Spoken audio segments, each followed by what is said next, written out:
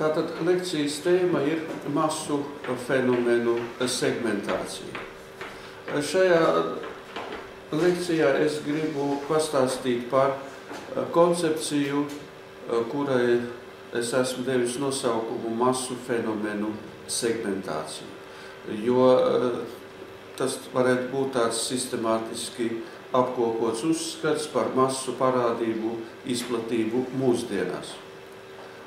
Zināmā mērā tā ir arī saruna par to, kas ir noticis ar masu sacelšanos.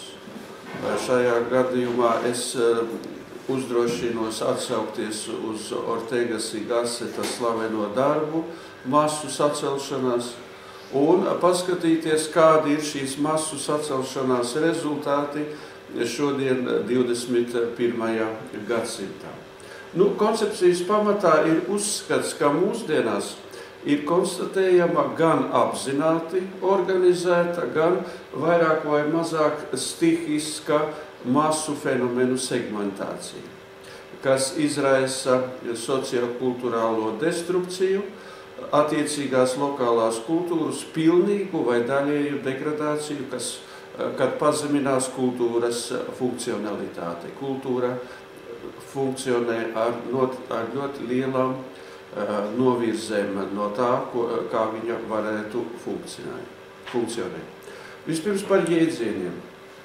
Ar jēdzienu masu fenomeni tiek dēvētas sociālās izpausmes, kuras kopš 20. gadsimta tradicionāli mēs raksturojam ar vārdiem masu cilvēks, masu sabiedrība, masu kultūra, masu komunikācija, masu komunikācijas līdzekļi, masu produkcija, masu apziņa, kad galvenais ir epitets masa. Un kas faktiski tiek novirzīts arī uz noteiktu kvalitāti un arī uz noteiktu kvantitāti. Saruna par masu fenomeniem ir saruna par noteiktu kvalitāti un arī noteiktu kvantitāti. Tas ir jāņem vērā.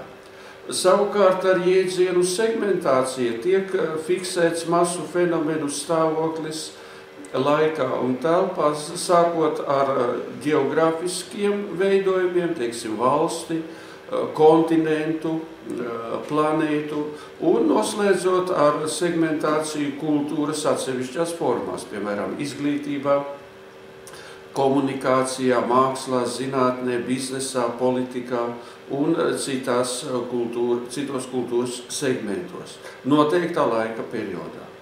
Tātad runa būs faktiski par masu fenomenu funkcionēšanu mūsdienu pasaulē, kad masu fenomeni faktiski ir okupējuši noteiktu telpu un noteiktas kultūras formas.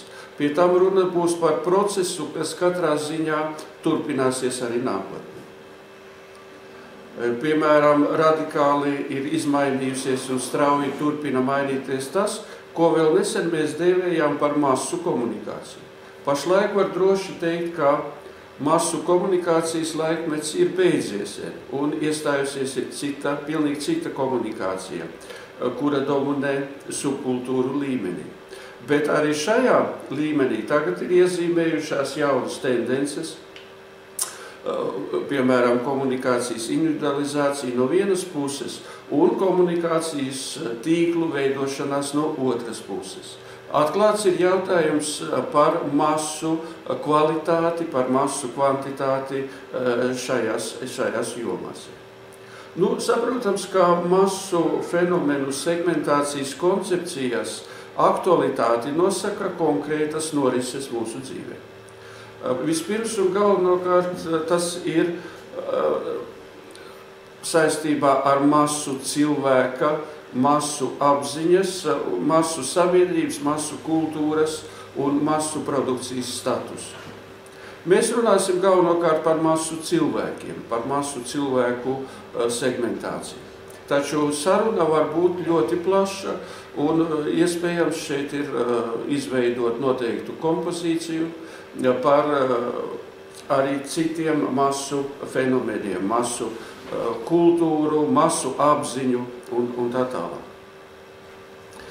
Saprotams, ka šajā sarunā nepieciešams ir arī apskatīt jautājumu par masas un elites attiecībām, jeb vairākuma un mazākuma attiecībām, īpaši sākot no 20.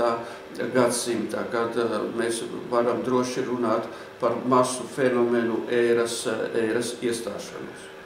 Runājot par šo tēmu, pirmais jautājums ir sociokulturālie nosacījumi. Tātad tie apstākļi, kas ietekmē masu fenomenu segmentāciju.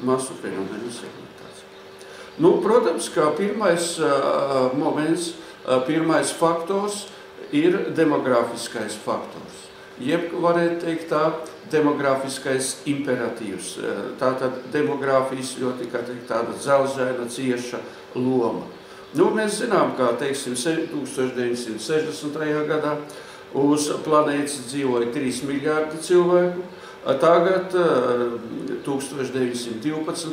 gadā, ir jau pāri 7 miljārdiem cilvēku. Bet gadsimta vidū, 2050. gadā, saskaņā ar maksimālo prognozi, būs 12 miljārdi cilvēku uz planētas. Tas ir pilnīgi skaidrs, ka arī turpmāk pieaugs masu cilvēku skaits un palielināsies arī pārējo masu fenomenu klātbūtne, loma un ietekme uz cilvēces attīstību. Tas ir pilnīgi skaidrs, ka no šī milzīgā iedzīvotāju skaita ļoti liels procents ir tā saucamie masu cilvēki, kuri dzīvo noteiktā vidē, sev atbilstošā vidē un faktiski veido šo vidi saskaņā ar savām interesēm, ar savām prasībām. Un nākotne šajā ziņā ir lielā mērā masu fenomeniem. Cilvēces nākotne 21. gadsimtā, var teikt tā, pārvērtīsies pilnīgā atkarībā no masu fenomeniem. Un masu fenomenu segmentācija, viss šis raibais spektrs, ļoti būtiski ietekmēs planētas iedzīvotāju dzīvē. Iemesli ir, protams, ir dažādi masu fenomenu segmentācijai un tajā skaitā masu cilvēku segmentācijai, jeb citiem vārdiem sakot, masu cilvēku lomas palielinājumā. Saprotams, ka būtiska loma ir tam, kas ir attiecās uz jaunajiem masu informācijas līdzekļiem, internetu pirmkārt un galvenokārt. Internets veido pamatā masu cilvēku tipus, jaunu, varētu teikt tāpat jauna cilvēka tipu ar noteiktu kvalitāti. Šodien mēs viņus dažkārt apsaukājam par twitterotājiem, čatotājiem un tam līdzīgi. Ir arī daudz asāki apzīmējumi, jaunie stulbeņi, novietu pie un angļu valodā ir tā analoģiski apzīmējumi speciālajā literatūrā, raksturojot tos cilvēkus, jeb to cilvēku tipu, kuru, gribot, negribot, veido jaunie informācijas līdzekļi. 2010. gadā internetā tika publicēta ļoti slavenas socioloģiskās firmas pētījuma rezultāti. Šī firma, TNS firma, tā ir tāda slavena firma, kura darbojas daudzās valstīs. Šī firma veica pētījumus 46 valstīs, aptaujājot 50 000 interneta lietotājus. Tas ir ļoti liels skaits, 50 000 respondentu. Viņi centās noskaidrot, kāda ir jauno masu komunikācijas līdzekļu un īpaši interneta ietekme atsevišķās zemēs. Viņi noskaidroja, ka sociālos mēdījus uz planētas 2010. gadā visaktīvāk lietoja Malaizijā, kur katram sociālo mēdīju lietotājam vidēji bija 233 draugi. Draugi mums arī ir Latvijā, mēs varam, protams, uzreiz pāanalizēt, cik mums katram ir draugi draugos LV. Malaizijā katram ir vidēji 233 draugi. Pēdējā vietā, tātad vispasīvākie, ir Japāņi bijuši tajā laikā, 2010. Gadā beigās. Japāņiem katram vidēji bija tikai 23 draugi. No Japāņu interneta lietotājiem faktiski tikai 18% izmanto sociālos mēdījus. Savukārt ķīnieši ir aktīvāki, no viņu interneta lietotājiem sociālos mēdījus izmantoja 52%. Tātad relatīvi jaunā masu fenomena sociālo mēdīju attīstībā jau tagad atspoguļojas noteikta planetāra mēroga segmentācija. Tātad sociālie mēdīji ne visur vienmērīgi pārklāja attiecīgo telpu attiecīgajās vietās. Un šī segmentācija ir dažāda, taču principā viņa eksistē. Viņa eksistē un turpina attīstīties un turpina iedarboties uz kultūras pārējiem segmentiem, strauji vispār adoptējoties, integrējoties attiecīgās kultūras vidē vispār. Ļoti būtisks moments ir izglītība, protams. Izglītība ir tas segments kultūrā, kas var ietekmēt ļoti dziļi masu fenomenus, masu apziņu, masu cilvēku vispār, masu kultūru, attieksmi pret masu kultūru un pret masu fenomeniem vispār. Ir zināms, ka izglītībā no klasiskā, sava mērķa, klasiskā mērķa izglītot un audzināt cilvēkus, ir sākusi krasi novirzīties un turpina novirzīties arī tagad un noteikti turpinās novirzīties.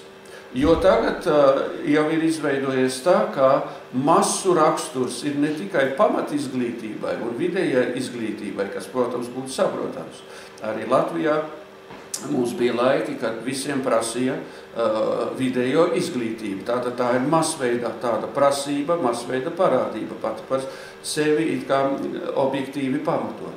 Tagad ir izveidojies tā, ka atsevišķās teritorijās, atsevišķās vietās pat augstākā izglītība ir kļūsi par masu parādību. Tas visvairāk, diemžēl, attiecas uz Austrumu Eiropu un tajā skaitā arī uz Latviju, jo augstākā izglītībā ir masu raksturs un arī komerciāls raksturs, kas ir vēl jaunāk, protams. Tātad izglītība principā ir pārstājusi audzināt cilvēku un veidot cilvēku, palīdzēt viņam izprast dzīvi, palīdzēt viņam izprast procesus, jeb citiem vārdiem sakot, palīdzot viņam pārvarēt masu fenomenu vilinājumus. Tagad, ir konstatējams, ka augstākā izglītība principā uz pasaules vispār kļūs ar laiku masu parādība, ne tikai šeit Austrum Eiropā, bet arī citās vietās. Kaut gan pārāk plaši šī tendence neattīstās, jo iedzīvotāju skaita pieaugums it kā neatsaucas uz augstākās izglītības pārvēršanos masu parādībā. Kas par to liecina? Piemēram, Ķīnā no vidusskolas absolventiem pašlaik uz augstskolām dodas tikai 20%. No Ķīnas iedzīvotājiem, uz Ķīnas iedzīvotāju milzīgā skaita fona, tas, protams, ir ļoti niecīgs rādītājs. Krievijā un, manuprāt, arī Latvijā uz augstskolu dodas pēc vidējās mācību iestādes pabeigšanas 90 un vairāk %. Skaidrs, ka tas uzreiz atsaucās uz kvalitāti, un šeit var runāt tikai par masu izglītību, par masu augstāko izglītību. Tas savukārt nozīmē, ka mums faktiski izglītības sistēmā vairs nav neviens etaps, kad kad mēs neveidojam tīri automātiski, kā saka, masu cilvēku. Jo masu izglītību var veidot, principā, tikai masu cilvēku. Tikai masu cilvēku, ja mēs pret šīm lietām izturāmies ļoti, protams, formāli. Šeit nerunājam par to, ko katram cilvēkam, kā es saku, Dievs ir devis šūpulī, jo mēs zinām, ka te var būt milzīgs, protams, atšķirības. Un arī augstākā izglītība, masu augstākā izglītība tam cilvēkam, kuram Dievs ir kaut ko devis labu šūpulī, protams, neko daudz tur viņā nesabojās. Globalizācijas apstākļos, ekonomikā un komunikācijā, protams, ka arī veidojas masu, kā teikt, telpas, masu segmentācija šajā ziņā attīstās ļoti strauji. Būtiski ir izmainījušies masu cilvēka, kā mēs sakām, sociālie kritēriji. Ja agrāk šis jēdziens masu cilvēks pamatā asociējās ar proletariātu, zemniecību un šo šķiru cilvēcisko kvalitāti, tad tagad ir pilnīgi skaidri redzams, ka tipiskam masu cilvēkam var būt ne tikai universitātes diploms, bet viņam var būt arī zinātniskais grāds un akadēmiskais grāds, viņam var būt silta vieta administrācijā, biznesā, garīgās kultūras iestādēs, viņš var būt pat kultūras ministrs, mācību iestādēs, viņš var būt pat valsts prezidents. Tipisks masu cilvēks ar atbilstošu kvalitāti var ieņemt valstī visaugstākos amatus, būt prezidents, komandēt valdību, nesāt ministra portfeli un tam līdzīgi. Uz masu fenomenu segmentāciju atsaucās šodien ideoloģijas, mēdīju, ģeopolitikas, ģeoekonomikas loma mūsdienu dzīvē. Ļoti liela ietekme ir, protams, subkulturācijai, patērēšanas kultam, pakalpojumu ekonomikai. Nevelti šajā ziņā filosofi raksta par cilvēku jaunas sugas veidošanos un šīs sugas dominēšanu visdažādākajos sociālajos institūtos. Noteikti ir ņemams vērā tas, par ko rakstīja Ortega y Gassets 20. gadsimta sākumā, fiksējot masu sacelšanos. Tas materiāls, ko publicēja spāņu izcilais filosofs, protams, ka šodien ir ļoti aktuāls. Taču mēs zinām, ka aizvadītajos 100 gados pētījumi par masu fenomeniem ir turpinājušies. Viņi nav turpinājušies pārāk plaši. Un šeit mēs neatradīsim daudzus autorus, daudzus darbus, taču principā viņi ir turpinājušies. Taču viņi, kā jau es teicu, ir turpinājušies, manuprāt, ņemot vērā tādu kā samierināšanos ar masu fenomenu klātbūtni. Un masu fenomeni ir pārtraukuši izraisīt kaut kādu interesi zinātnē, jo zinātne ir sapratusi, ka ar to ir jāsamierinās un tāda ir cilvēku dzīve. Tagad 20. gadsimtā tāda būs cilvēku dzīve arī turpmākie. Runājot par elites lomu mūsdienu pasaulē, sarunā ir apgrūtināta tajā ziņā, jo par eliti ir ļoti maz informācijas. Neskatoties uz to, ka pastāv atsevišķa zinātne, elitoloģija, atsevišķās valstīs viņi ir diezgan plaši attīstīta, diezgan pat populāra ir. Taču tie darbi, kas tiek sarakstīti par elitoloģiju, vismaz tie darbi, ar kuriem es esmu iepazinies, nesniedz, manuprāt, tādu izsmeļošu atbildi par elites stāvokli un īpaši masu fenomenu kontekstā. Runājot par eliti, ir zināms, ka elites loma, protams, uz planētas saglabājās. Viņas lomā faktiski kļūst varētu teikt tā, vēl tāda kardinālāka, vēl virzošāka, vēl noteicošāka no vienas puses. Elite kontrolē visu, un šī elite nav liela. Piemēram, runājot par masu mēdījiem, par masu komunikāciju vispār uz planētas, ir labi zināms, ka šodien labu jau laiku, vismaz kādus 20 gadus, visu šo komunikāciju pārzina 6 lielas korporācijas. 6 lielas korporācijas, tā saucamie mēdīju giganti. Viens no viņiem arī News Corporation arī Latvijā centās kaut ko nopirkt un, kā es sapratu, pēc tam gan pārdeva atkal citiem. Šie 6 lielie mēdīju giganti kontrolē visu planētu un var būt ļoti būtiski ietekmēt masu fenomenu attīstību, masu fenomenu segmentāciju. Taču šeit ir pilnīgi skaidrs, ka pats svarīgākais jautājums ir par viņu interesi attīstīt masu fenomenu segmentāciju. Jo ir bez konspiroloģijas dažādām konstrukcijām ir skaidrs, ka elites interesēs jau labu laiku 20. gadsimtā ir attīstīt masu fenomenus. Masu fenomenus, kā teikt, virzīt un censties panākt, lai nedomājošu cilvēku, nedomājošu parādību, primitīvu parādību skaits būtu un izplatība būtu arvien lielākai.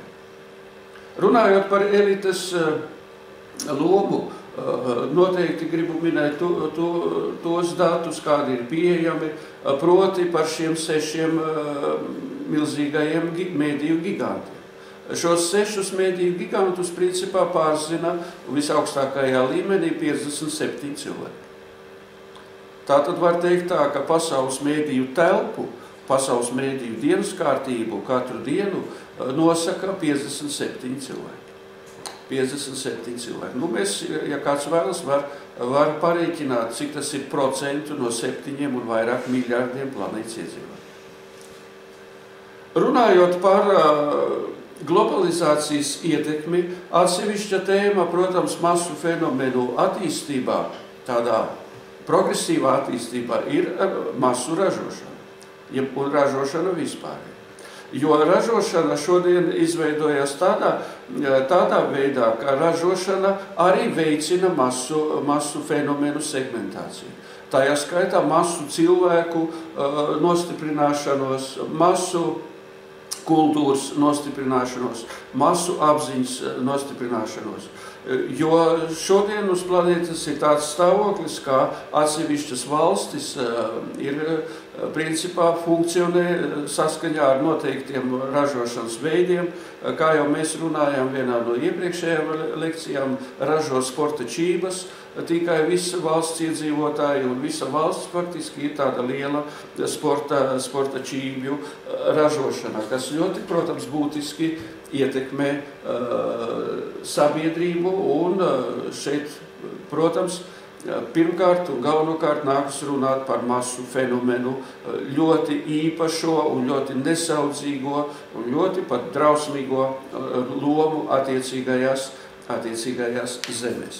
Tie ir tādi darba dalīšanas izkropļojumi globalizācijas laikmetā, kuri šodien attīstās arvien plašāk.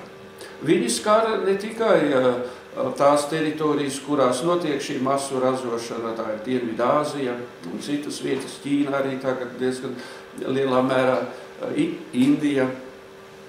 Viņas, kā teikt, šie darba dalīšanas izkropļojumi skar arī tās valstis, kurās masu fenomenu klātbūtne vēl nav tik noteicoša, un viņas masu fenomeni vēl nediktē visu kultūras attīstību attiecīgajās zemēs. Nu, piemēram, Amerikas Savienotās valstis arī skar šī darba dalīšana, jo, kā zināms, Amerikas Savienotās valstīs vairs neražo televizorus, televizoru ražošana ir pārcelta uz citām zemēm. Nesen es uzzināju kādu no lasītājiem tekstiem, ka Amerika ir pārtraukusi arī zeķes ražot cilvēkiem, un amerikāņi nesā tikai Ķīnā ražotas zeķes. Vesela industrijas nozare ir pārcelta uz citām vietām un nav attiecīgajā zemē. Otrais jautājums ir masu cilvēka portrets. Kā jau es teicu, mēs galvenokārt runāsim par masu cilvēka segmentāciju, par masu cilvēka fenomena izplatību un ietekmi uz kultūru. Masu cilvēka tātad segmentācija. Protams, ka masu cilvēks ir visu pārējo masu fenomenu centrā. Tas ir pats par sevi skaidrs. Par to mums nenākas šaubīties. Arī masu kultūras, produkcijas, industrijas, ka centrā ir masu cilvēks, kā šīs produkcijas adresāts, reālais lietotājs. Kaut gan pašu industriju, masu produkcijas industriju, var strateģiski organizēt un praktiski vadīt cita tipa indivīdi, elites pārstāvji, personības. Manuprāt, svarīgi ir noskaidrot, vai laikmetā, griežos mainās un ir mainījušās masu cilvēka īpašības, kas ir noticis apstākļos, kad pieauga izglītības līmenis vispārējais, un pēc darba atliek daudz laika baudīt, kā mēs sakām, garīgās kultūras labumus, ceļot, interesēties par zinātni. Tātad vispirms nākas atbildēt uz jautājumu, vai masu cilvēkā kaut kas ir kanoniski mainījies, jeb saglabājās neatkarīgi no viņa izglītības, nodarbošanās un sociālā statusa. Vai masu cilvēka kvalitātes problemātikā vispār eksistē zināms sakarības starp cilvēcisko īpašību, statisko un dinamisko daļu. Tāpat ir svarīgi, protams, noskaidrot, vai šodienas rietumu kapitālisma serga, irracionālisms, alkātība, politiķu nekompetence ir vai nav masu sacelšanās rezultāts. Laikā, kad no vienas puses mēs tiekamies ar nemitīgu zinātniski tehnisko progresu, bet no otras puses katru dienu internetā mēs lasām par šodienas cilvēku šizofrēniskajām kaislībām. Lasām ne tikai par kādas valsts, bet visas Eiropas sabiedrības pagribumu un garīgo degradāciju. Tātad par veselu valstu un subkontinentu stāvokļiem. Tas ir ļoti interesanti, ka iepazīstoties ar attiecīgo literatūru, kura nav daudz un ar kuru ir par spēkam iepazīsties samērā īsā laikā tam, kurš to vēlas izdarīt. Interesanti ir tas, ka par masu cilvēku šodien faktiski nav iespējams pateikt kaut ko tādu, ko jau nebūtu savā laikā pateikuši masu sabiedrības, masu cilvēku, masu kultūras pētnieki, sākot no 19. gadsimta beigām un 20. gadsimta. Tas ir interesanti. Ir redzams, ka šīs īpašības, kuras tika fiksētas jau lielā mērā jau 19. gadsimta beigās, šīs īpašības principā nemainās. Es te atsaucos, protams, uz tādiem slaveniem masu fenomenu pētniekiem kā Gustavu Le Bonu, Gabrielu Tārdu, Herbertu Spenceru, Jose Ortegu y Gassetu, Zigmundu Freidu, Gustavu Karlu Jungu, Vilhelmu Raihu, Eliasu Canetti, Karlu Jaspersu, Hannu Arentu, Eriku Fromu, Maksu Horkheimeru, Teodoru Adorno, Maiklu Oikešotu, Seržu Moskoviču. Faktiski es nosaucu gandrīz visus, faktiski visus rietumu civilizācijas pētniekus, sākot no 19. gadsimta beigām. Tā ir tāda zināmā klasiķu summa. Viņu darbos ir aprakstītas masu cilvēku īpašības. Ne visos darbos, ne visiem tas vienādā mērā interesēja. Un cenšoties izveidot zināmu sintēzi, kā es saku, no viņu aprakstītajām iezīmēm, es esmu izveidojis 9 variantus, 9 iezīmes. Šajā uzskaitījumā, kurš ir redzams polijā, masu cilvēka klasiskās iezīmes, šeit ir 9 pozīcijas. Man ļoti gribējās izveidot vēl 10, lai būtu apaļš skaitlis, bet pagaidām tas nav izveidots. Par katru no šīm 9 pozīcijām, protams, ka var nolasīt atsevišķu lekciju. Ar piemēriem no literatūras, no publicistikas, no vēstures, no socioloģijas, kulturoloģijas. Piemērus šeit var atrast. Piemēram, 1. pozīcija. Masu cilvēks negrib domāt un strādāt, ir neaktīvs, pasīvs, jebkurā dzīves situācijā. Tā ir klasiska iezīme zināmai cilvēku daļai, kuri principā negrib domāt, negrib strādāt, viņi ir neaktīvi, pasīvi un tā tālāk. Masu cilvēks ir izlutināts un grib visu baudīt. Tas arī ir sen jau zināms. Masu cilvēks ne par ko nebrīnās, es šeit lasu pēdējo jau pozīciju, jo jau visu jau ir redzējis, par visu jau ir dzirdējis un visu zina. Ja mēs palasām latviešu internetu, komentārus latviešu internetā, tad mēs, šai pēdējai pozīcijai varam atrast ļoti bagātu ilustratīvo materiālu. Man negribās, un es uzskatu, ka nav vajadzīgs komentēt katru no šīm 9 pozīcijām, jo, kā jūs teicu, katra pozīcija ir atsevišķas sarunas vērta. Kas šeit ir, manuprāt, būtiskākais? Manuprāt, būtiskākais ir tas, tāda ir mana šodienas pārliecība, ka, lai raksturotu masu cilvēku kvalitāti, nevajag visas šīs 9 pozīcijas. Nevajag tā būt, ka, teiksim, kādam cilvēkam ir jābūt, viņam ir jāatsedz, jāatspūguļo visas 9 pozīcijas. Pietiek ar 1 pozīciju. Manuprāt, tas ir visinteresantākais, tā es pašlaik domāju. Visinteresantākais, jo faktiski pietiek ar 1 pozīciju, teiksim, masu cilvēks vienmēr ir pašapmierināts un pašpārliecināts. Pietiek ar šo 1 pozīciju, lai mēs jau saprastu, ka mēs tiekamies ar masu cilvēku. Teikt, ka tā ir tāda ļoti interesanta konfigurācija. Trešais jautājums ir masu cilvēka izcelsmes problemātika. Mēs virzāmies, varētu teikt, no otra gala,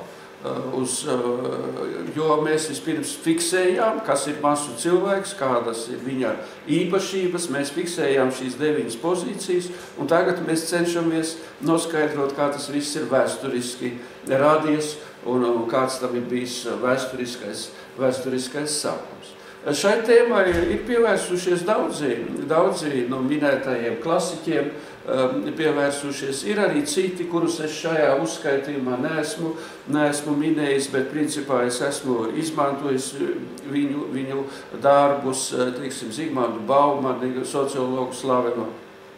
Masu cilvēkā un vispār cilvēku ģenēzei no tādā kvalitatīvā viedokļa ir pievērsušies daudz cilvēku. Taču, atkārtoju, viņu skaits arī nav liels.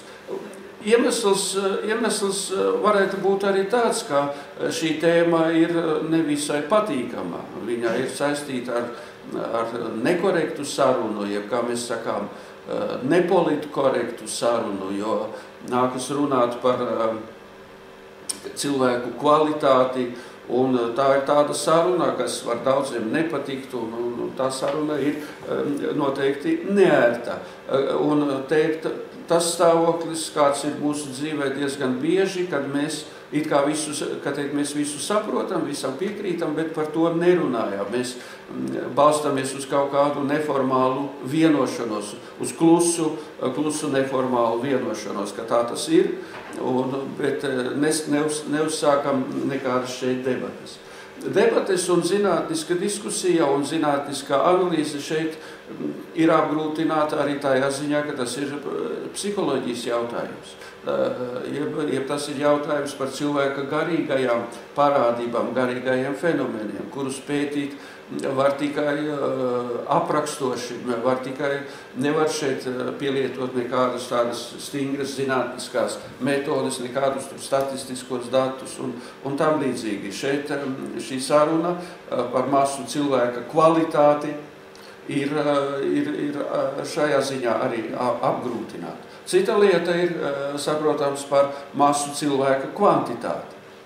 Un šajā gadījumā šī saruna ir vienmēr bijusi, un šeit arī pastāv vairākas gradācijas. Viens ir pūlis, jēdziens pūlis, ap pūli ir milzīga zinātniska saruna.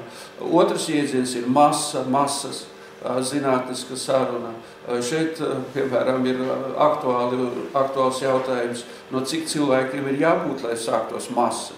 Tas ir skaidrs, ka ar vienu cilvēku nepietiek, bet 2 cilvēki, 3 cilvēki, kad teikt, no kādas kvantitatīvās robežas mēs varam runāt par masu.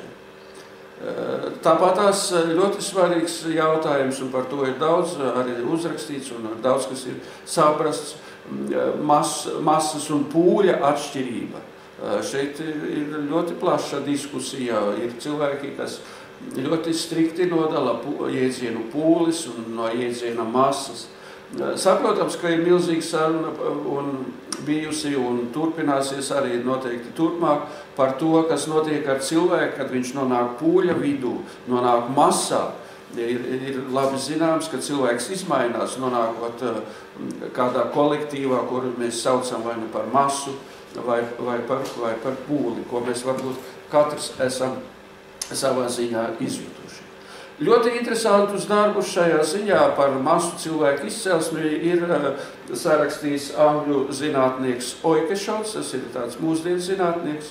Arī Junga darbos var atrast interesantas lietas, un Zigmunds Baumans ir socioloģiski analizējis tā saucamo, kā viņa terminoloģijā, individu un anti-individu attīstību. Abi no šiem zinātniekiem samērā vienprātīgi uzskatā, ka masu cilvēki principā no kvalitatīvā viedokļa ir bijuši vienmēr. Masu cilvēki ir bijuši vienmēr cilvēces vēsturē, taču viņi sāk šo sarunu tomēr no jaunajiem laikiem, no Eiropas jaunajiem laikiem, kad viņi, kā saka, lietojot angļu valodā, massmen, sāka rasties šis jēdziens un nākas runāt par masu cilvēkiem un viņu lomu. Kas ir šīs izcelsmes raksturojumā tāds svarīgākais? Šīs izcelsmes raksturojumā svarīgākais ir tas, kā tiek pamatota tā saucamo anti-individu veidošanās un viņu lomas nostiprināšanos. Ir zināms un vēsturiski tas, ka jaunajos laikos cilvēka jeb indivīda iespējas kļuva arvien plašākas. Katrs indivīds varēja izvēlēties savu ceļu mākslā, zinātnē, literatūrā, filosofijā, tirdzniecībā, rūpniecībā, lauksaimniecībā, politikā. Taču ir zināms, ka tajā pašā laikā bija arī tādi cilvēki, kuri nespēja kaut ko noteiktu izvēlēties un attiecīgajā jomā sasniegt zināmu radošo vai intelektuāli profesionālo pakāpi. Bija arī tādi cilvēki. Viņu izvēli kavēja visdažādākie apstākļi un tajā skaitā arī radošā un intelektuālā potenciāla trūkums viņos. No vienas puses apzinoties iespēju brīvi izvēlēties dažādas profesijas un vispār veidot savu dzīvi, un no otras puses apzinoties arī savu aprobežotību, šie cilvēki pret brīvību, šo izvēles brīvību un garantijām, sāka izturēties ar naidu. Mēs zinām, ka masu cilvēks principā tā arī ir viena no viņa klasiskajām īpašībām nevīl izvēles brīvību. Nevīl izvēles brīvību, ne tikai nemīl, bet izturas arī ar naidu. Viņi ar naidu sāka izturēties arī pret sev līdzās dzīvojošajām personībām, tiem individiem ar augstu radošo un intelektuālo potenciālu. Jaunajos laikos šie cilvēki, kā teikt, kaut kādā veidā, nespējot realizēt sevi, viņi sāka meklēt aizstāvību. Un tas ir ļoti interesanti, ka jaunajos laikos aizstāvību viņi atrada valsts varā. Valsts vara, principā, jaunajos laikos kļuva par masu cilvēku galveno aizstāvu. Un tā tas ir arī šodien. Turklāt masu cilvēki redzēja, ka viņi valsts sabiedrībā ir vairākuma. Viņi redzēja ļoti labi, un arī tagad redz, ka viņi principā ir tīri kvantitatīvajā vairākumā. Viņi veido sabiedrības galveno daļu. Un tas viņus vēl vairāk iedvesmo nostiprināt savas pozīcijas dzīvē. Kā mēs zinām, masu cilvēku viena no klasiskajām iezīmēm ir milzīgā konsolidācija. Masu cilvēki ir ļoti konsolidēti cilvēki. Viņi viens otru atbalsta un viens otru uztur, aizstāv nesalīdzināmi aktīvāk un rezultatīvāk nekā personības, nekā individi Zigmunda Baumana un Oikešota terminoloģija. Tas ir ļoti labi zināms.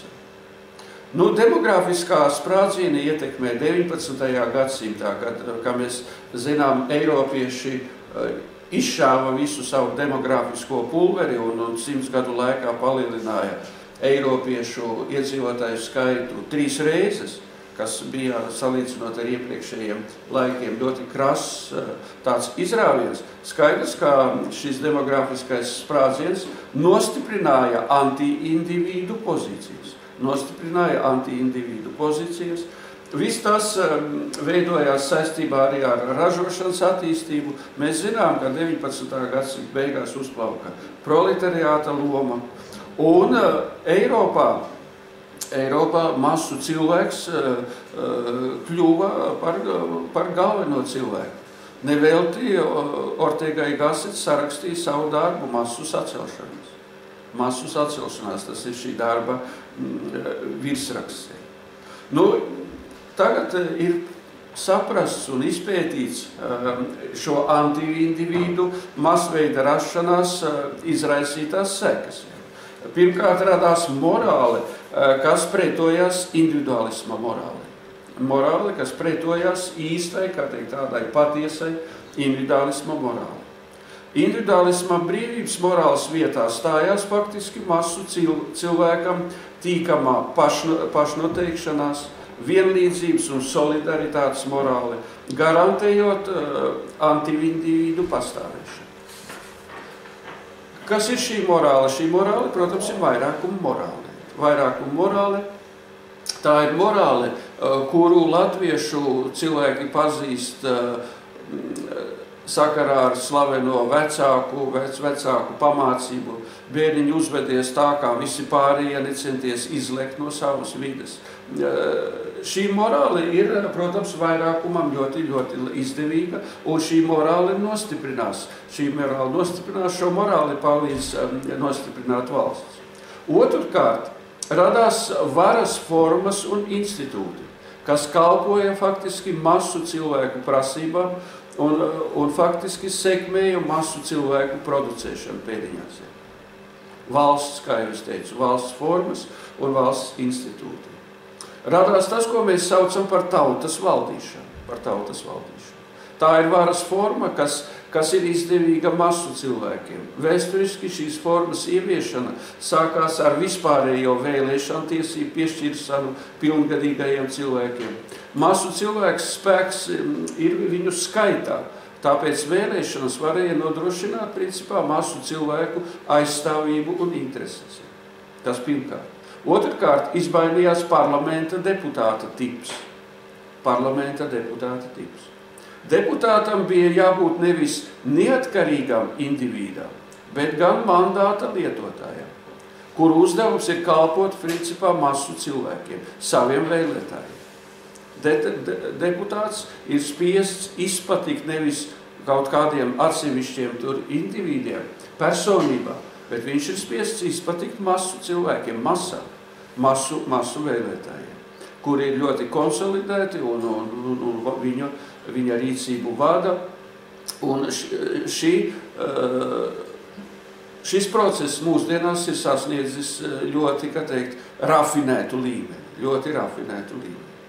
Treškārt, sāka organizēt masu politiskās partijas, kuru biedru vairākums bija parasti tipiski masu cilvēki. Tagad mums ir labi zināms, ka masu cilvēku minētais segments ir jau parlaments, politiskās partijas, kas attīstījās līdz mūsu dienām un noteikti arī turpinās attīstīties. Jo šodien atsevišķas personības runā par politiskās varas institūtu degradāciju, tad šai degradāciju iemeslu nākas meklēt pirmkārt un galvenokārt minētās segmenta ģenēzē. Jo šie segmenti, parlaments, politiskās partijas, ir nonākušas pilnīgā masu cilvēku pakļautībai.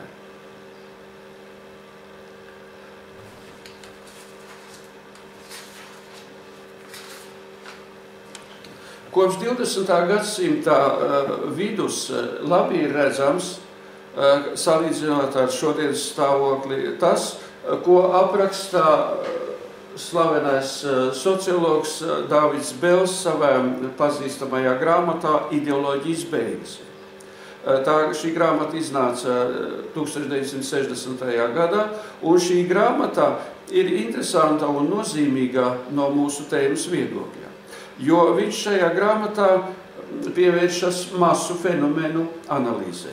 Viņš, piemēram, apskata jēdziena masa lietojumu, un viņš raksta, ka publiskajā telpā 20. gadsimta vidū masas jēdzienu lieto 5 variantus.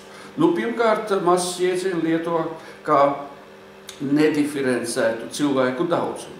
Ar masām raksturo it kā tīri kvantitatīvu lielumu, kvantitatīvu fenomenu, masu informācijas līdzekļu auditoriju.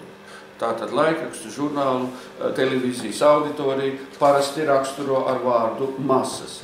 Tas ir tāds lietojums, kas šodien saglabājas, bet šodien viņš zaudē savu lomu, jo šodien nostiprinās subkultūru loma. Saprotams, ka jautājums par to, kas ir subkultūras un no kāda tipa cilvēkiem sastāv subkultūras, tas ir atklāts jautājums. Šeit hipotēze var būt, kā arī šīs subkultūras veido pamatā masu cilvēku. Otrkārt, Bels raksta, ka masas jēdziens tiek lietots, lai apzīmētu nekompetentu cilvēku kopumu, demonstrējot zināmu tumsonības kvalitāti. Arī šis vārds tiek lietots ļoti bieži, un tas ir sastopams arī šodienē. Un es gribu atsaukties uz to, ko pirms kāda laika publiski vienā no saviem video sižetiem teica slavenais PR speciālists, Krievijas prezidenta PR vadītājs Glebs Pavlovskis. Vienā no saviem sižetiem viņš raksturoja Eiropas Savienības priekšsēdētāju Barozo kungu. Viņš viņu raksturoja atklāti kā tipisku masu cilvēku. Tipiski masu cilvēku, nekompetentu cilvēku, atsaucoties uz jebkuru no minētajām 9 klasiskajām masu cilvēku īpašībām. Tā kā šodien mēs arī lietojam šo vārdu masu cilvēks, masas pārstāvis, lai raksturotu nekompetenci. Treškārt, 60. gados 20. gadsimta vidū un arī tagad runā par masu kā mehanizētu sabiedrību, par cilvēkiem kā mašīnas piedēkļi, tātad saistībā ar tehnoloģijas attīstību. Šis variants šodien atmirst ļoti strauji, jo šodien rūpniecībā vairs nestrādāt masas.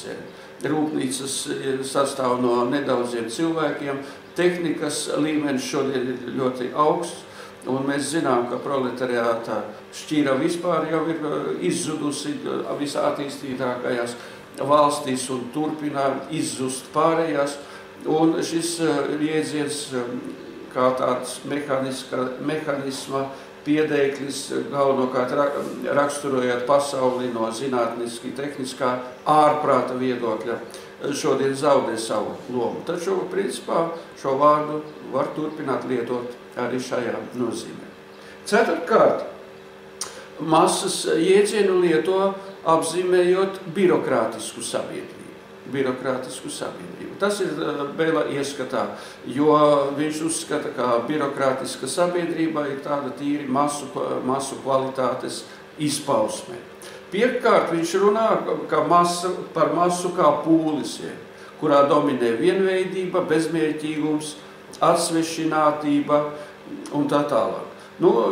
Šajā gadījumā viņš runā tātad par jēdzienu masa un pūlis sinonimisko raksturu.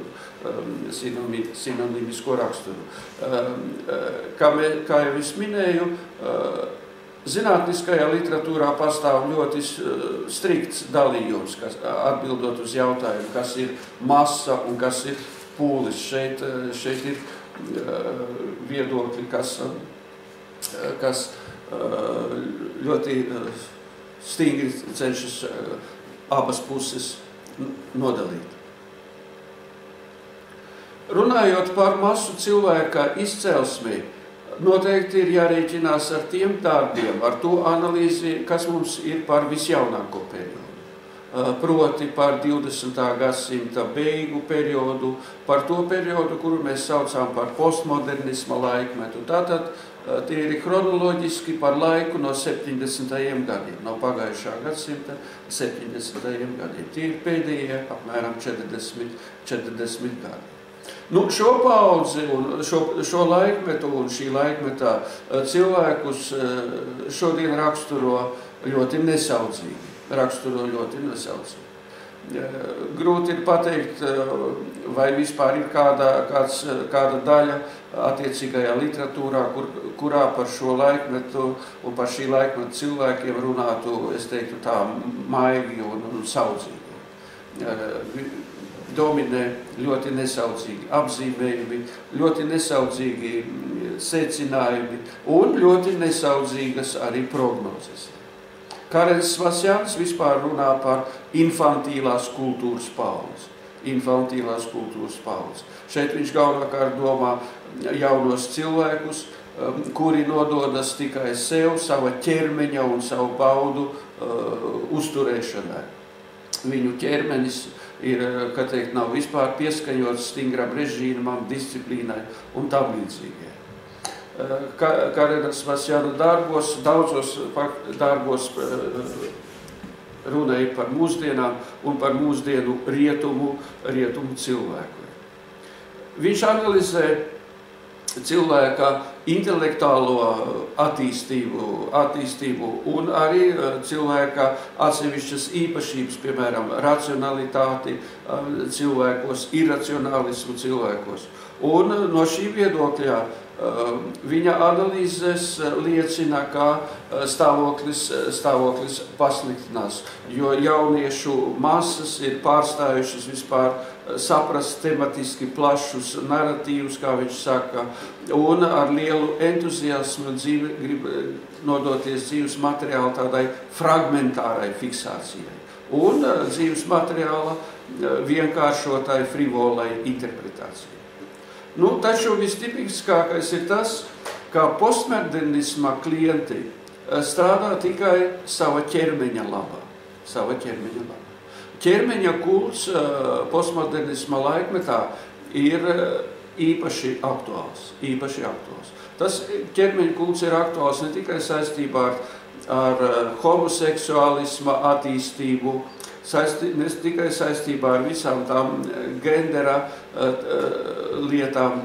Šis ķermeņa kults ir vispārēja kultūras tāda ļoti plaša iezīme šodienas pasaulē. Jose Ortega y Gasset savā slavenajā darbā Masu sacelšanās speciāli nepievērsās masu cilvēka vēsturiskai ģenēzei. Viņš nepievērsās vēsturiskai ģenēzei speciāli. Taču, protams, kā viņu interesēja masu fenomenu vēsture, un tas par to liecina atsevišķi teikumi, atsevišķi izteikumi viņa darbā. Un tomēr kopumā šis darbs vairāk konstatē to, kas bija noticis, proti konstatē šo masu sacelšanos. Un viņš to ļoti emocionāli apraksta savā darbā, minot skaitļus, Eiropas iedzīvotāju skaita pieaugumu trīskāršo. Tāpat minot to, ko cilvēki izjūt, nonākot sabiedriskās vietās, nonākot vilcienā, nonākot kafejnīcās, nonākot pat baznīcā, staigājot pilsētu, kā visapkārt ir cilvēki, un cilvēku skaits ir ļoti liels. Un pie tam ir jau jūtams, ka šie cilvēki ir ar samērā vienveidīgu kvalitāti. Ja tas tā nebūtu, tad, protams, darbs iespējams būtu nosaukts savādāk.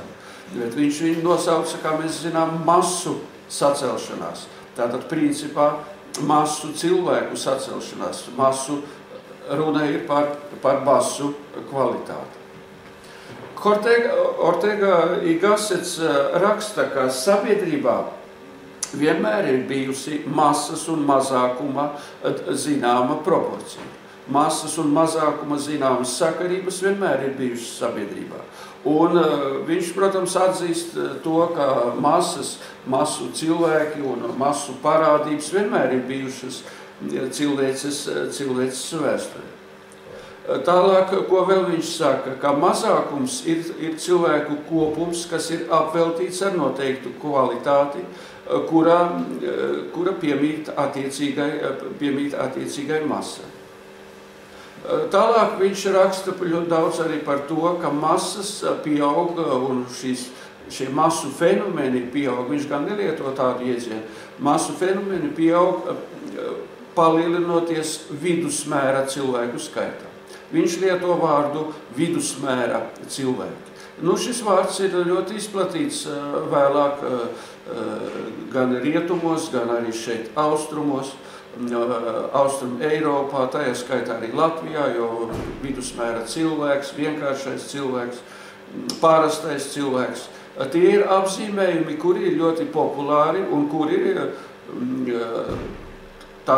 saskaņā ar mūsu neformālo politkorekto kluso vienošanos apzīmē, protams, noteiktu kvalitāti. Un mēs, protams, ļoti labi atceramies, kā visa mūsu garīgā kultūra bija virzīta uz to, lai izpatiktu šim vidusmēra cilvēkam, šim vienkāršajam cilvēkam, vienkāršajam, kā vēl teica, darba darītājam, vienkāršajam strādniekam. Tās lietas ir ļoti labi zināmas. Jose Ortega y Gassets savā darbā iezīmē ļoti svarīgu tēzi. Viņš runā par to, ka masu cilvēka pastāvēšana nav atkarīga no sociālās piederības. Masu cilvēka identitāte nav atkarīga no sociālās piederības. Viņu prāt, masu cilvēks var un tāpatās arī elites pārstāvis, var atrasties un dzīvot jebkurā sociālajā vidē. Tātad tas nozīmē, ka arī strādnieks var būt personība. Strādniekam nav jābūt tipiskam masu cilvēkam. Tātad tas nozīmē arī to, ka sabiedrības augstākajos slāņos, augstākajās sociālajās šķirās var būt arī cilvēki ar tipiski izteiktā masu cilvēka iezīmē. Spāņu filosofs paskaidro, ka sociālā stratifikācija nav jāsaista ar masu cilvēka identitāti. Viņš savā darbā iezīmē vēl vienu ļoti būtisku pavērsienu, kas ir aktuāls arī šodien. Proti viņš runā par demokrātijas un liberālisma lomu masu fenomenu segmentāciju. Demokrātijas un liberālisma loma masu fenomenu segmentācijā. Viņš skaidri un gaiši raksta, ka demokrātijas un liberālisma ideoloģija ļoti lielā mērā veicina masu sacelšanos. Palīdz nostiprināties masām, palīdz nostiprināties masu kultūrai, masu citiem fenomeniem. Par to viņš raksta savā darbā ļoti skaidri un ar ļoti lielu intelektuālo perspektīvu. Kā jau es teicu, šīs tēzes ir, un arī minētā tēze pēdējā ir ļoti aktuāla.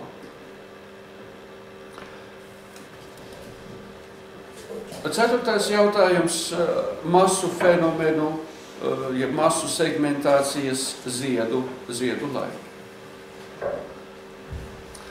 Par masu fenomenu segmentācijas ziedu laikiem droši var apzīmēt 20. gadsimta beigas. 20. gadsimta beigas, manuprāt, ir tas laiks, kad masu fenomeni un īpaši masu cilvēki sāk pārklāt visu dzīves telpu attiecīgajā teritorijā. Pārklāt visus kultūras segmentus, sākot pieņemsim ar parlamentu, ar valsts prezidenta institūciju un beidzot ar kaut kādām biznesa struktūrām, nelielām, vidējām vai mazā biznesa, kā vēlaties. Šie ziedu laiki sākās no 19. gadsimta beigām. Iemesli šeit ir visdažādākie. Protams, ka pirmais un viens no pats galvenais varbūt iemesls ir demografiskais iemesls. Cilvēku skaita palielināšanās. Tas atsaucās, neskatoties uz to, ka baltie cilvēki izmirst un dzīvo ar citu loģiku un dzīvo ar savu beigu, ar savu gala izjūtas loģiku. Tas arī veicina, protams, masu fenomenu segmentāciju. Jo ir pazudis gars, tas virzošais spēks, kas ir nepieciešams progresīvai darbībai, kas ir nepieciešams personību darbībai. Personības zaudē iespēju pašrealizēties, pielietot savu enerģiju. Un tēlaini izsakoties balto cilvēku acis kļūst arvien apātiskākas, arvien, tādas tumšākas, arvien mazāk tajās ir kaut kādas dzirkstis, kā teiktu dzejnieki. Tātad balto cilvēku gars, jeb kā sacīja Ļevs Gumiļovs, pasionaritāte samazinās. Un tas veicina masu fenomenu nostiprināšanos. Īpaši masu cilvēku iespējas pārņemt visu kultūru, visas kultūras segmentus. Jo masu cilvēki, kā jau mēs runājām pašā sākumā, var būt ar izglītību, viņi var būt ar grādiem un tā tālāk un tam līdzīgi. Un šodien pastāvot visai šīs enerģiskumā zudumam, gara zudumam, masu cilvēku iespējas, protams, tikai pieaug. Šie cilvēki ir konsolidāri, viņi atbalsta viens otru. Un kas ir ļoti svarīgi. Viņi neciena un nemīl un naidīgi izturas pret personību. Anti-indivīdi neciena un vajā un pat, kā teikt, indivīdus. Sarunai par masu segmentācijas ziedu laikiem noteikti nākas pievienot tēzi, jeb to materiālu, kas mums ir par genotipu, par cilvēciskā genotipa stāvokli, par cilvēciskās kvalitātes stāvokli. Šodien ir pētījumi, drosmīgi pētījumi, kurās cilvēciskā genotipa stāvoklis ir raksturots objektīvi, un šeit ir skaidri un gaiši runa par šī genotipa pasliktināšanos aizvadītajos gadu desmitos. Piemēram, 2010. gadā aprīlī Amerikas Savienoto Valstu Nacionālās politikas institūts sagatavoja analītisku ziņojumu par planētas demografisko attīstību līdz 2060. gadam, ņemot vērā iedzīvotāju skaita straujo pieaugumu. Viņi aprēķināja, ka 2060. gadā apmēram 20% no planētas iedzīvotājiem būs eiropieši, 20% Ķīnas iedzīvotāji, bet 60% būs nabadzīgi cilvēki nabadzīgās trešās pasaules valstīs.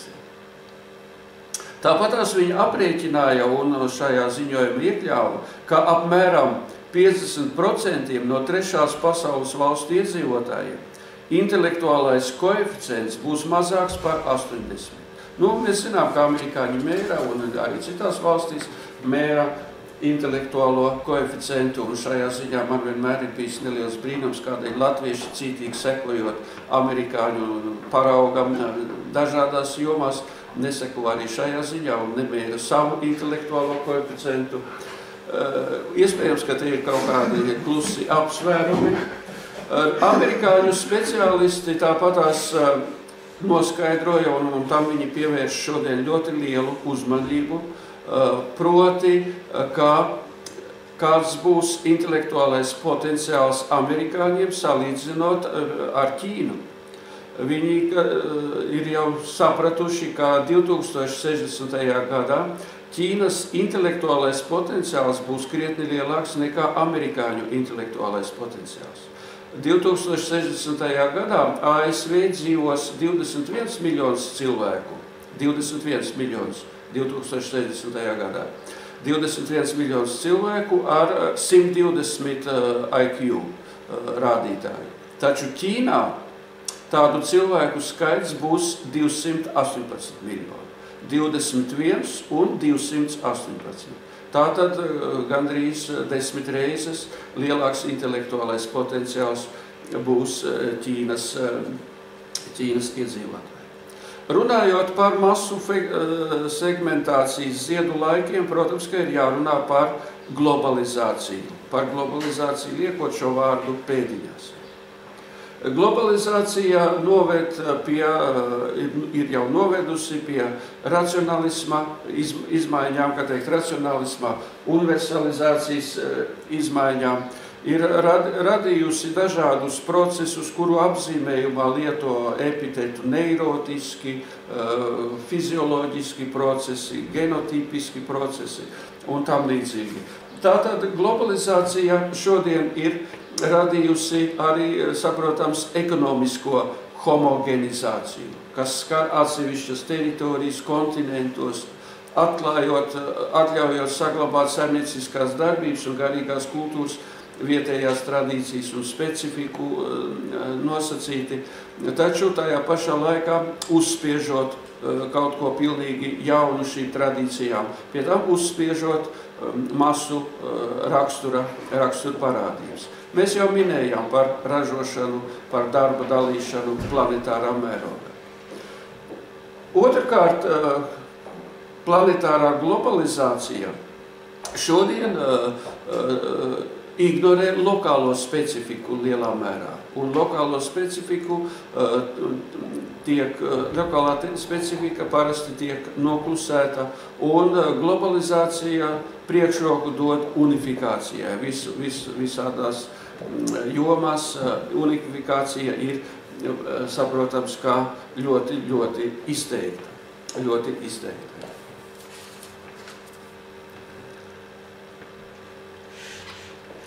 Runājot par masu fenomenu segmentāciju un globalizāciju atsevišķi, nākas runāt par to, ko šodien sauc par brīvības ekoloģiju. Tas iedziens ir jālieto pēdiņās, galvenokārt tāpēc, ka šeit tādā metaforiskā nozīmē ir iekļauts vārds ekoloģija.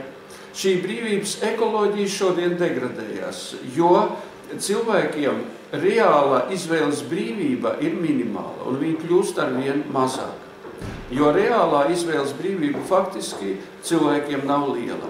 Un indivīds ir spiests ar to rēķināties, jo tā saucamais brīvais darba tirgus, uz ko it kā daudzi liek cerības, faktiski reālajā dzīvē ir diezgan liela ilūzija un nereti pat tāda rūpja cīniska manipulācija.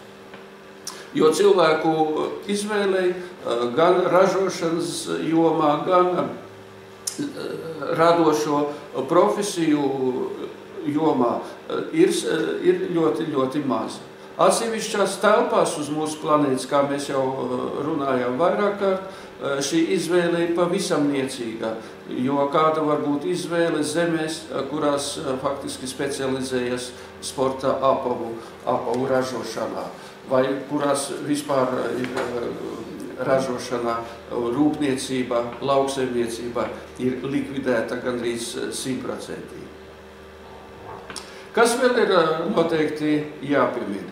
Noteikti ir jārunā par intelektuāļu likteni. Jo šis liktenis, saprotams, ļoti dziļi atsaucas uz masu segmentācijas perspektīvām vispār. Jo skaidrs, ka tas spēks, kas uz planētas var ierobežot masu segmentāciju, tas spēks ir, protams, indivīdi, personības, intelektuāli. Jo šos procesus var intelektuāli ierobežot. Apgaismības projekts, tā saucamais Eiropā, jaunajā no kāda 17. gadsimta, kurš tagad faktiski beidzis eksistēt, apgaismības projekts, protams, ka bija intelektuāļu cenšanās darīt kaut ko labā no masu fenomenu kontekstā, neļaujot masu fenomeniem attīstīties, nostiprināties. Jo saprotams, ka cilvēkiem, intelektuāļiem bija skaidrs, ka tā ir kvalitāte, kas nav vajadzīga un kas neko labu jebkurā gadījumā nevar dot.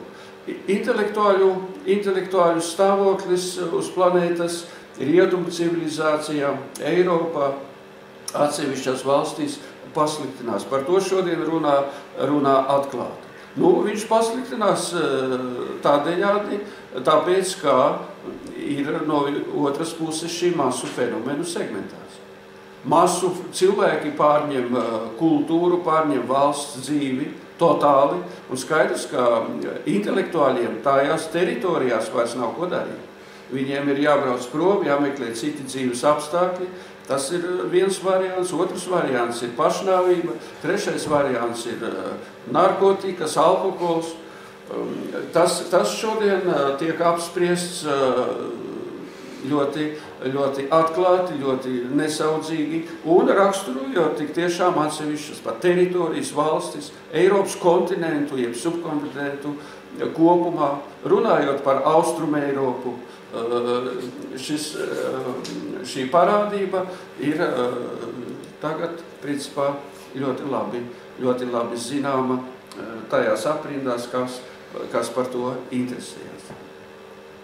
Atsevišķs atzars ir masu komunikācija un masu kultūra. Masu komunikācija un masu kultūra. Masu kultūras produkcijas industrija, kura sāka attīstīties kā tāds milzīgs bizness 20. gadsimtā, īpaši pēc Otrā pasaules kara, šī tēma ir ļoti, ļoti plaši zināma. Un var pat droši teikt, ka masu kultūras segmentācija bija vēsturiski pirmā uz planētas.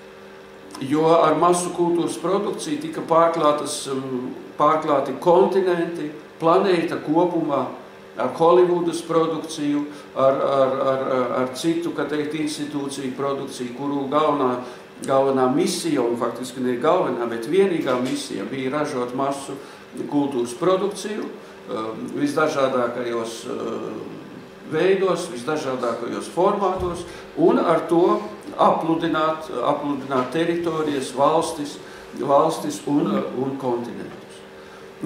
Masu informācijas līdzekļu galvenā sūtība, protams, arī ir izplatīt masu fenomenus. Es domāju, ka vēsturiski otrā masu fenomenu segmentācija ir tieši masu informācijas līdzekļi, kuru uzvara, acīm redzot, bija 1980. gadā, kad sāka darboties CNN visas planētas mērogā. Līdz tam masu informācijas līdzekļi varēja pārklāt, protams, atsevišķus kontinentus, bet šīs informācijas pārklājums vēl nebija planetārs. Šis gads, CNN darbības sākuma gads, manuprāt, ir zināms tāds simbolisks pavērsiens šī masu informācijas līdzekļu segmentācija. Trešais vēsturiskais masu segmentācijas variants, protams, ir masu cilvēku segmentācija, par ko mēs centāmies runāt visvairāk. Tas, kad masu cilvēki pārņem valstis, pārņem subkontinentus, pārņem valstu koalīcijas, tas šodien ir pilnīgi skaidrs. Un tas ir visjaunākais šajā masu fenomenu segmentācijā, vēsturiski visjaunākais, kas, manuprāt, sākā iegūt noteiktas pēdiņās perspektīvas reizē ar sociālisma sistēmas sabrukumu. Sociālisma sistēmas sabrukumam ir visdažādākās sekas, un tajā skaitā arī masu cilvēku milzīgās iespējas. Masu cilvēks ieguva milzīgas jaunas iespējas, un tas no vienas puses. No otras puses, masu cilvēks ieguva milzīgas iespējas ļoti asi un nesodīti, es pasvītroju, vērsties pret personībām, pret intelektuāļiem. Viņus izstumjot, fiziski nelikvidēja, kā tas bija 20. gadsimta sākumā Austruma Eiropā, fiziski nelikvidēja, bet nenošāva, neiznīcināja, bet kā šķīru, kā tas bija pēc revolūcijas vēl līdz 922. gadam Krievijā, taču liedzot jebkādas attīstības iespējas. Šeit process ir apzināts lielā mērā, tas viss ir saistīts ar vadāmā hausa tehnoloģiju pielietošanu, ar šo jauno masu iznīcināšanas ieroci. Šīs lietas tagad tiek izprastas un šajā jomā, ja tā varētu teikt, intelektuālā doma ļoti aktīvi pašlaik darbojās. Šī tēma šodien ir ļoti aktuāla, jo skaidrs, ka ne visās teritorijās, jo masu cilvēku segmentācija svinēja uzvaru un svinu uzvaru. Tas ir labi zināms, ka ir, protams, ir valstis, kurās intelektuāļiem un domājošiem cilvēkiem ir vēl kaut kāda teikšana. Atsevišķs moments ir šīs tīklu sabiedrības veidošanās. Ļoti iespējams, ka tā ir, es teiktu, ceturtā masu fenomenu segmentācija, ceturtais masu fenomenu segmentācijas variants. Taču šeit mēs esam tikai sākumā, un kāds būs rezultāts pēc 5 gadiem, pēc 10 gadiem, šeit pat nav iespējams prognozēt. Jo šīs lietas attīstās ļoti strauji, iegūstot ļoti negaidītus pavērsienus. Jau aizvadītajos dažos gados no slaveno sociālo tīklu izveidošanas, un, kā mēs zinām, slavenākie, populārākie, masveidīgākie sociālie tīkli tika izveidoti 2003. 2004. gadā. Viņi attīstās ļoti strauji. Mēs zinām, kur mēs jau pašlaik atrodamies. Un mēs, protams, arī saprotam, ka uz šiem sociālajiem servisiem ir noteikti jāattiecina jēdzieni no mūsu repertuāra, masu fenomenu segmentācijas repertuāra. Paldies!